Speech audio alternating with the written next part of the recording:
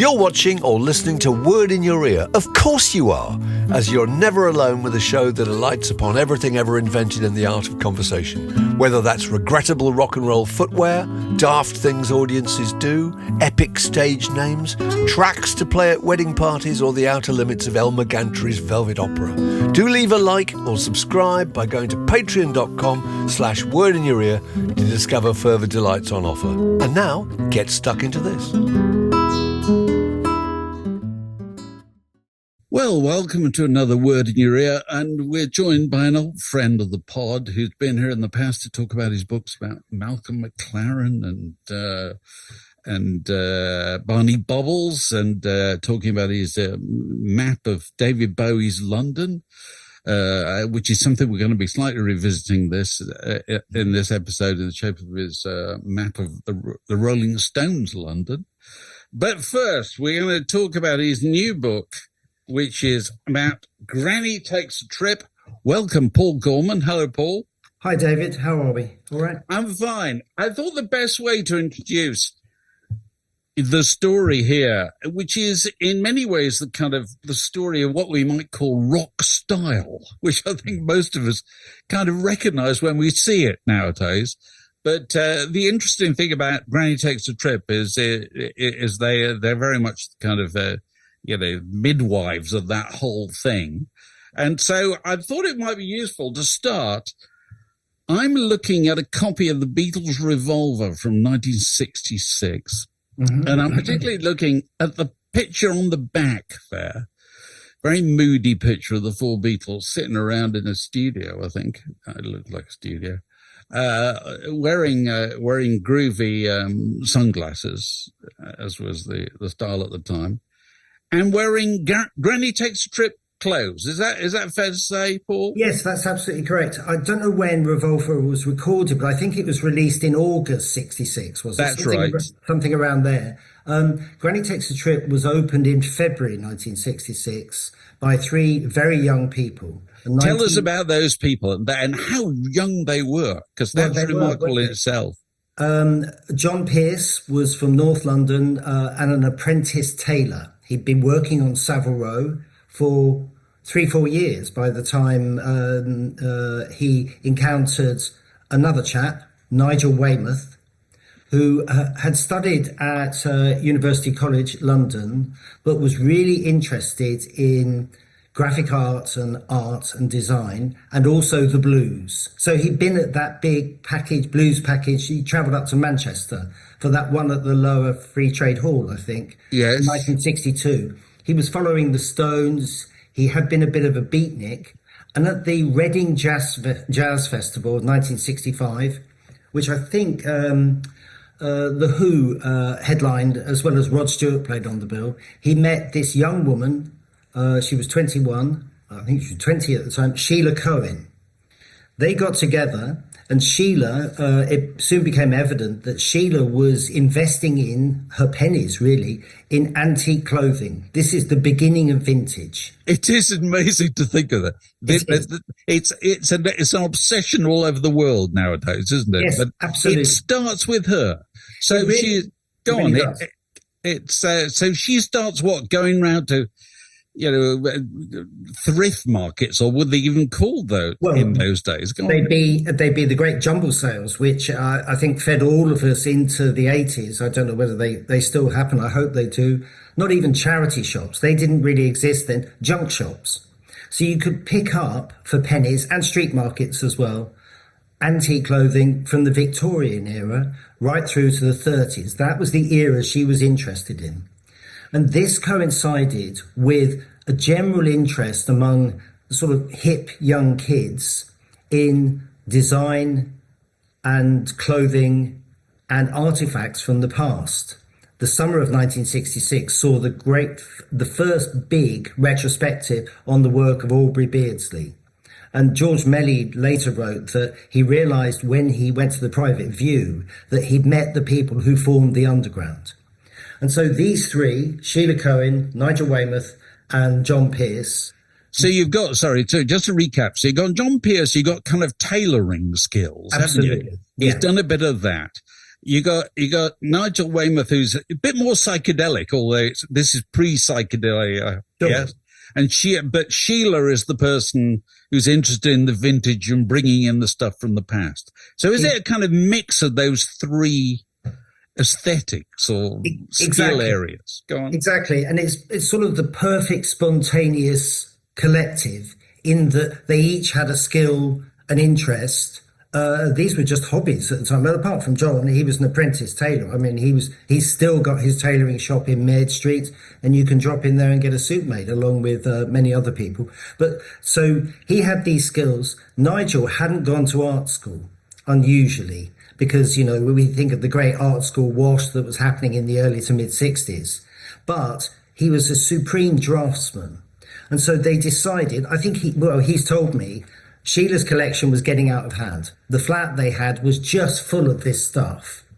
And so they started to sell it at street markets. And then when they met John, they thought, well, actually, we've got something we can produce which will turn people on. I think the idea was that they were dabbling in acid already and smoking dope, and that very few people were actually at the time.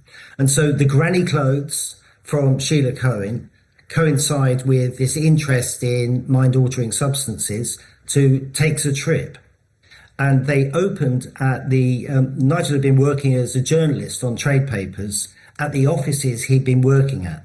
The company had gone down the Swanee, and this was at 488 Kings Road in a very unprepossessing part of Chelsea called the World's End. At the time, there were slum clearances going on because of the construction of the World's End estate and other social housing. And it was a pretty sketchy area. John later described it as a complete Kazi.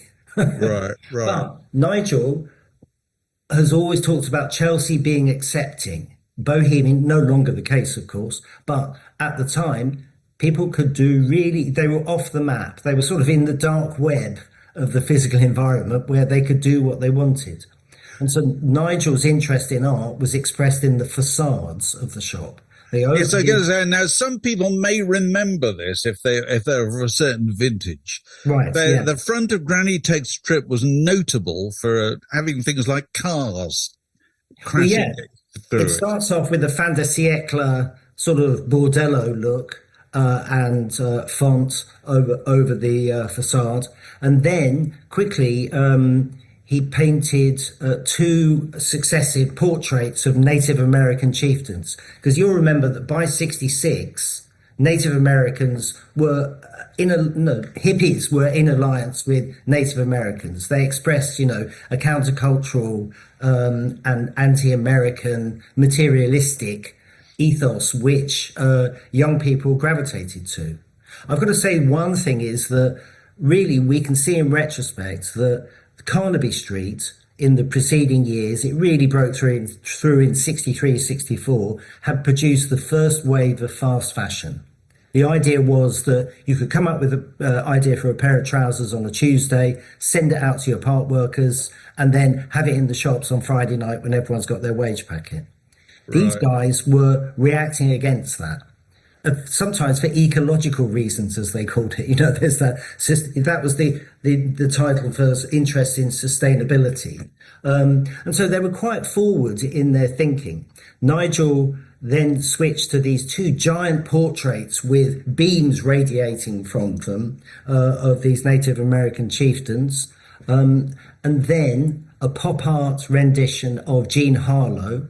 And the only way you could see what was in the shop was by looking through her parted lips. Yes. And so this was quite confrontational. And yes, it was a kind of anti-commerce, wasn't it? A lot of times. Yes, it was. Yeah, it was an art experiment, really. And I'll tell the story about Salman Rushdie, who tells the story in a piece in the New Yorker, which he gave me permission to reproduce in the book. And also he gave me the cover line, like Gone with the Wind, Granny Takes a Trip invented the cliches.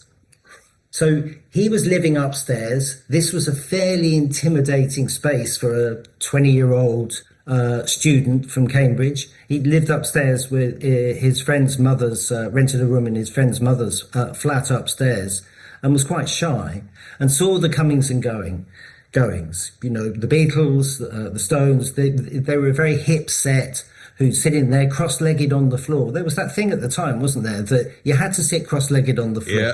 It must be terrible for your back. But and so one day he nips down, knocks on the door, and Sheila Cohen opens it, and she was a fairly intimidating presence herself. You know, deep black coal eye makeup, and he says to her, "Hi, I'm Salman. I'm living upstairs for a while. I just thought maybe we could have a chat." And she says, "Don't you know conversation's dead, man?" and shuts the door in his face. It's like a line out of Absolutely Fabulous, that is. It is. So this was a time, presumably, when the number of kind of the fashionable set in London was probably about 200 people, wasn't it? Yes, I'd say so. Christopher Gibbs, the late Christopher Gibbs, who was an integral part of this whole thing. He was running an antiques business, but he was really decking out the interiors of, the Stones places. Yeah. They'd have called them pads, wouldn't they, in Cheyne Walk. But he was extremely visually acute. But he talked to me about when they walked down the King's Road and saw interesting people. He said to his friends, "You know, we know every single one of these." Yes. But you get a very strong sense of that reading the book, you know, that all these people spent all their time with each other, you know, and they were a whole world, weren't they? So it wasn't surprising that, as you've already said, the people like the Beatles and the Stones got to know about this place. Tell us about that. Very early on, within the first few days, they were sitting cross-legged on the floor again, smoking a joint. And a couple of tall blokes came in, and one of them says in a Liverpudlian accent, which I won't attempt, "This is a very nice place. Is this yours?" And it was John Lennon and Paul McCartney. And they struck up a friendship with them. But also, this was a place where, I mean, they were ultra famous by then, weren't they? They felt comfortable being in. Anita Pallenberg told me the story about hanging out in the back room, which was tiny. We're actually talking about a very small space, probably no bigger than this room that I'm in at the moment. But these people felt as though they were with fellow travellers and also were producing amazing clothes, you know, jackets in William Morris prints, the first time anybody had done that. Yes, just give us an idea of the kind of aesthetic, because I said at the beginning, there is a thing that we regard as rock star style. And if you asked an art student nowadays to give you an idea of rock star style, I suggest they would come up with something with big shoulders, big lapels, very narrow hips, you know what I mean? And an unlikely fabric. Yes. A classic item in an unlikely fabric. Yes. Am I making a sense here? Absolutely. Jewel-coloured crushed velvet, for example, was used in, you know, which had been used in furnishings previously. But it was now trouser materials which were cut along guardsmen's lines. So they were very tight. There's a picture of Cream in the book where all three of them are decked out. And the common factor is the boots, which were made by Gohill in Camden Town, which were really fancy, quite special. These very tight trousers. And as you say, an extravagant top. John Pearse came up with the shirt, which is worn by Lennon and I think McCartney on the back of Revolver, which had long rounded tips, billowing sleeves, tightly cut on the body, and cuffs, you know, 3 or 4 button cuffs. So slightly theatrical. Yeah, and also suiting the mood of the time, that experimentalism. And so the Pink Floyd, of course, wore them because they matched perfectly the light shows that Mark, I can't remember his name now, was producing at UFO. And so it became a total experience and meant that it was much more than just about the clothes. In the New York Times, pretty soon after they opened, the writer talks about encountering Brigitte Bardot and her sister, who were attempting to buy an Aubrey Beardsley book of plates of illustrations, and this wasn't for sale, not even to Brigitte Bardot and her sister. This was here because they were interested in the design and art from the past and the music, the media. And so inside it was pretty intimidating. It was quite dark. You'd hear the Velvet Underground's first album. You'd hear music from Morocco, the incredible string band. There's a great interview with one of them, unidentified, in Melody Maker, where they ask them what they're listening to. And so you realize that these were the arbiters of taste who were centered in this tiny space. Joe Boyd was involved with them. You know, he produces the Jug Band's record, Granny Takes a Trip, and shoots them outside in front of the Jean Harlow setting. And they said they always knew when bands were in town because they went straight to Granny's. Right, I'm going to say, so the Stones and so forth would come in there and just pretty much buy the stock, would they? They would, yes, and hang out, and they became very chummy with them. The Animals, when Eric Burdon reformed the Animals, I think New Animals, that later stage one, which were kind of acid infused, there's a great photograph of them outside one of the facades, which portrays a Native American chieftain. So it was a kind of Instagrammable moment, if you like. But also, it is a moment, isn't it? It's because, let's say 66, 67, which is when they got going, really. Yeah.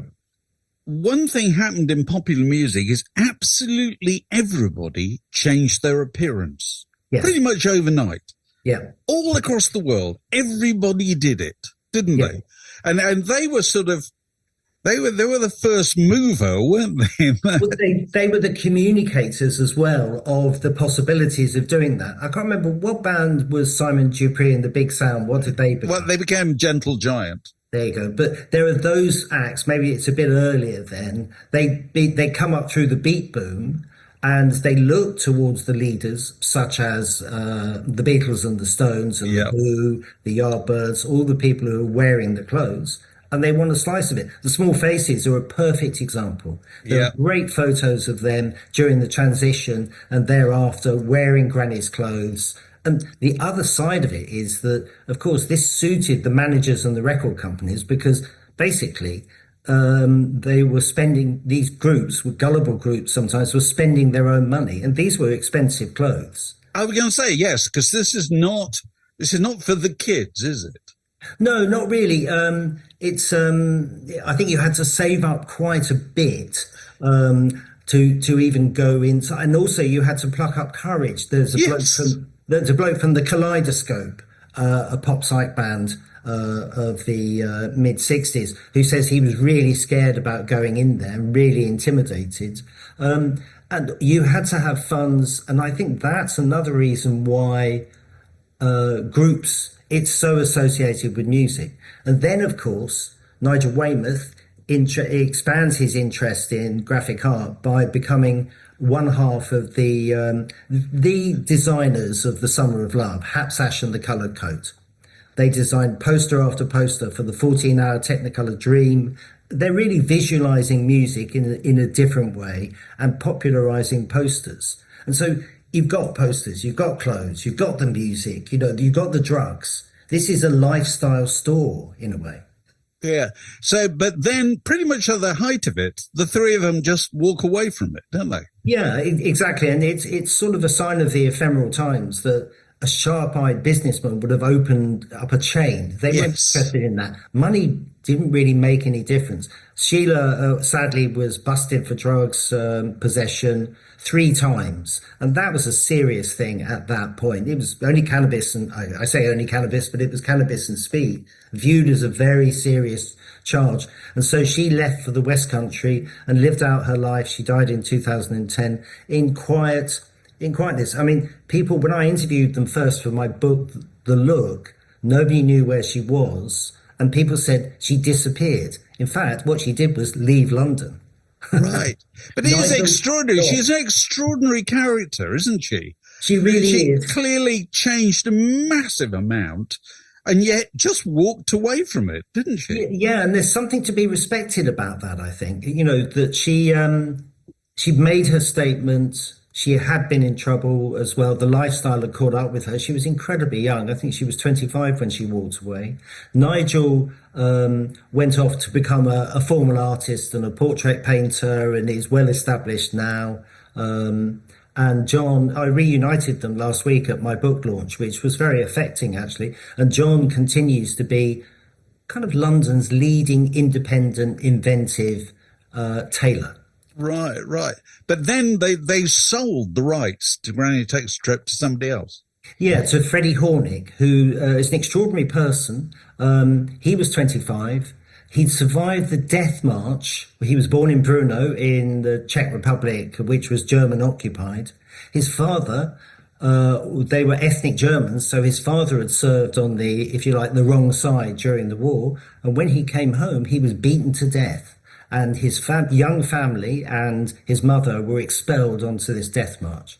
Freddie arrived in Streatham, staying with some relatives, became a tailor, an apprentice tailor when he left school, worked at Dandy Fashions, which was a sort of granny alike down the road, and then had enough money to buy grannies for, I think, 500 quid and a box of black bombers. Now, because of his background, he was completely fearless. A lot of the other people in this sphere, and I've written about them a lot, were quite satisfied to be big fish in London's quite small pond. Freddie was made of sterner stuff, and he soon opened up stores in New York and Los Angeles. And because the name was already known to visiting American bands, wasn't it? Yes, exactly. And he kind of took it to them. He took the coals to Newcastle. And in New York in particular, you then get, which wasn't previously the case, people of colour interested. You've got the early 70s blaxploitation look. Right. And so there are photographs of Miles Davis trying on the patchwork boots. They were really popularised by Joe Cocker's star-covered boots. Yes, I saw that, yes. That really made a difference. Joe Cocker, unlikely fashion icon, it has to be said. Yes, exactly. But his shoes were perfect. And so Freddie also realised the cultural equity that being from England and from London in particular. And so he insisted that all the clothes, in an insane move, all the clothes, the velvet suits, the boots, the shirts, the capes, all these extraordinary items were made in England, because then he could charge a huge amount in Los Angeles and New York. Right. So a few of these have, found their way onto well-known album covers. I think Lou Reed's Transformer, is that right? Exactly. He wore their standard, not standard, but trademark black velvet bolero jacketed suit, which was embroidered down the sleeves and down the legs. He wore it for his famous performance at the King's Cross Cinema, and Nick Kent ungenerously described him as looking like an ice skating dancer. But he was, this was a sort of standout, not costume, but stage wear. And it was embroidered overnight by Freddie's aunt in Ealing. So he had a background in these people who'd come from other countries, fleeing the nightmare of Europe at the time. And they turned to what they could do: sewing, embroidering, appliquing. And so he used them as a resource as well. He was a very clever bloke, Freddie. Sadly, he contacted me after my book, The Look, came out, and I met him. We talked for 2 hours. We arranged for me to go and see him. He kept a scrapbook. He was a retired taxi cab operator south of London near Croydon. And the week I was supposed to go and see him, he died, sadly, at the age of 64. And his family approached me and said, he's told you more about his life than he's ever told us. And so I gave a eulogy at his funeral. Right. And you got his notebooks and so forth. Yeah, he sent me his scrapbook. The family sent me his scrapbook, his notes for a memoir. And this, as a hack, I've been pushing away at pitching this for 15 years. But when I got that, I realised this is a bloody good story, actually. You're right. But you've also got pictures of the items that people wore back in the day. How hard is it to find that stuff? Doesn't it just get thrown away? No, I think people keep it. They keep it under lock and key. These are very precious items to a lot of people. There are some in collections we found. There's a vintage company called 20th Century Vintage, which has some beautiful items, including the William Morris Golden Lily print jacket that, as worn by George Harrison. And then I was introduced to the person who is the Rolling Stones clothing archivist and also handles their costumes when they're on tour, Isabel, who was really, really helpful. And I was taken to a few locations. I'm going to say, are these secret locations? Where the Rolling Stones clothes are kept. So there are racks of Rolling Stones clothes somewhere. Incredible stuff. And how many jumpsuits? Sorry, say that again. The Ozzy Clark jumpsuits from the 1972 tour, clothes from 1966, suits from Blades, the Burlington Gardens tailor, just really beautiful stuff. And it, as a clothes nut, I just felt really honoured to be. Oh, that would be so exciting! So, it really was. I bet. So the idea that stuff's kept is extraordinary. Yeah, Keith and Anita's Pallenberg's clothes, which were interchangeable as well, because that was the great thing about their look in particular. It was quite androgynous. We're talking about the rock star look, and it is quite androgynous, isn't it? Yeah. Granny Takes a Trip clothes were for men and women, though we think more of the men. But what Stewart, for example, wears during Freddy Hornik's ownership on one of the performances of Maggie May on Top of the Pops, he's wearing a black and red velvet panelled suit from Granny's, while Ronnie Lane's in the background in a three-piece suit from Granny's in a completely different material. So it really encapsulated that look as worn by Todd Rundgren, Lou Reed, the Isley brothers. It just goes on, Sly Stone. It just goes on and on and on. Does somebody still own it? The name?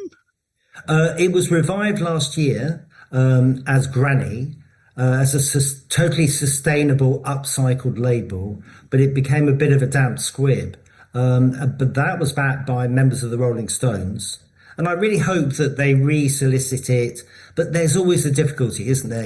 I have a problem with revivals anyway, reunions anyway. I know lots of people like them. But I think it's very difficult to replicate the unusual circumstances in which this all came about. Yeah. So that's extraordinary book. Granny Takes a Trip by Paul Gorman. Obviously fully illustrated with extraordinary pictures of the store and the people in the store at the time, and the cars in the window of the store, and rock stars and all kinds of people wearing. And also, David, the Rolling Stones wardrobe of 48. The Rolling Stones wardrobe and the back is there. Yeah, absolutely. And also, I'm personally fascinated by the kind of walk-on characters. One of the characters turns out to be the father of Darcy Bustle. Yes, exactly. John Criddle. And another character turns out to be the father of George Osborne. Yes, of Osborne and Little, a design company. I know there's walk-on parts for virtually everybody. Absolutely. It's an extraordinary tale. So while we've got you here and we're talking about the Rolling Stones, you're, Paul Gorman, he never sleeps. He's always doing something. That's true. And the latest thing he's done is a map of the Rolling Stones London, 1962 to 71. Now, you've done this for Herb Lester Associates. Yes, they're the people, Ben, and the people who produce physical-only maps. And I've produced a few in the past. Malcolm McLaren and the Sex Pistols, London. There's a theme here. I'm a Londoner. David Bowie's London, Punk London, The Look of London. And this is our latest. And it was decided that we'd start, obviously, at the beginning of the group in 62. And then when they left for tax exile in 71, in France in 71, because that was a neat encapsulation. Because I think after that, they became truly international, didn't they? They lived all over the world. But this was... If you look at the map, it's incredible how much they roamed around. But of course, they were a very hard gigging band, weren't they? Yeah. So what was your favorite location that you managed to identify here in the Rolling Stones? What's quite interesting is that a lot, in comparison with some of my other maps, a lot of the buildings are still with us, and so they gathered upstairs at the Bricklayers Arms in Soho, which is now Sounds of the Universe. Yes, it's no longer a pub, sadly. You can see the contours of the pub, the tiling and whatever it was, right? The pub. And so Brian Jones put an ad in the spring of 1962 in Jazz Week, looking for fellow musicians interested in playing the blues. I think he was Elmo Jones at that point. Yes. In tribute to Elmore James. And so Keith Richards said later on, I walked up those stairs and came down a different person. He went with Mick Jagger, who he'd met on Dartford Station about a year before, some months before, and they shared their interest in the blues. And Dick Taylor, later of the Pretty Things, who he went to art school with. When they enter the room, they find Brian Jones, Ian Stewart, and a couple of other people who dropped out. But these five start to work on this project, and pretty soon they're playing the marquee as the Rollin, with the apostrophe, Stones. Their first gig with, I think it's Carlo Little, Earl Phillips. Earl Phillips is on drums and Dick Taylor's in the band at that point. But as you say, a lot of the buildings are still there. I think Edith Grove is still there, isn't it? It is, yeah. The famous Nanker Felge. Which was once, 1961 or whatever, the sleaziest flat in London. It is now probably owned by, a Russian banker or something. Yeah, I expect so, like the whole of Chelsea. But yeah, it was, I think, well, I know because I wrote it, but Mick Jagger said later it was absolutely disgusting it sounds with nail and I-S, but I suppose, yes. 3 or 4 19 or 20-year-olds, slovenly living isn't an exception, really. But apparently this was really, really quite horrible. But they enjoyed themselves there. And that's the beginning is really what's of interest to me, because you can drive past that place on you can. But this is what interests me about map making, is that the most mundane looking buildings hold a variety of ghosts and secrets. Yeah, you've also got the Andrew Oldham's mother used to live in near Hampstead Heath, didn't she? Netherhall Gardens, yes, exactly. Okay, because Andrew Oldham told me this, that he when Peter Jones, the record miracle, because you've even got, I think, what's the name of the pub? Hens. Still there. Is still there, yeah. Yeah, that's really interesting. I didn't know that. Okay. Peter Jones of the Record Mirror says to Andrew Oldham, who's working as a PR for Brian Epstein's organization, I think. Yeah. It says, there's a group you should go and see. Yeah. And Andrew Oldham said, I only went to see them because I was with my mother's on Sunday, and the train ran from Hampstead Heath station, which it still does, to Richmond. Yes. Crossed that east-west London line. Yeah, absolutely. So I'll walk straight out the station and into whatever the station hotel or whatever it is. And it's great, isn't it? Because Peter Jones recommended them on the basis of, he hadn't seen them, I don't think, but Norman Jopling had recommended them. And Norman Jopling is such, that's other whole story. Well, we've had Norman Jopling as a word in your ear guest, actually. Right, a fascinating bloke. A couple of years ago. To think that he wrote not much more than a snippet about, well, these are interesting people, you should go and see them. Peter Jones tells Andrew Lou Goldman, and all of their and it's all because there's transformed. It's all because there's nothing happening on Sunday afternoon, because it's London in 1962. Yeah. There's nothing to do at all, Yes, exactly. Yeah. It's extraordinary. So there's the map. How can people get that? Is that something that's available on mail order, or it's available online and in a lot of outlets? But herblester.com. Herblester.com. Where that's available from. And will it be followed by a later Rolling Stones London, or were there London years? Yeah, I think that it's really encapsulated there, because then it becomes all over the place. But also, I think that there's something interesting about all that time ago. It's really a different country. It's like a different planet almost. Yeah, definitely. Well, Paul, best of luck with both of them. What's next? Thank you very much. What's next? I'm working on a project about the Irish diaspora, which I'm trying to get off the ground. Creativity in the Irish diaspora. not including myself, and got a couple more maps on the way next year, which we're working on now. Good. All right, we better get on with it.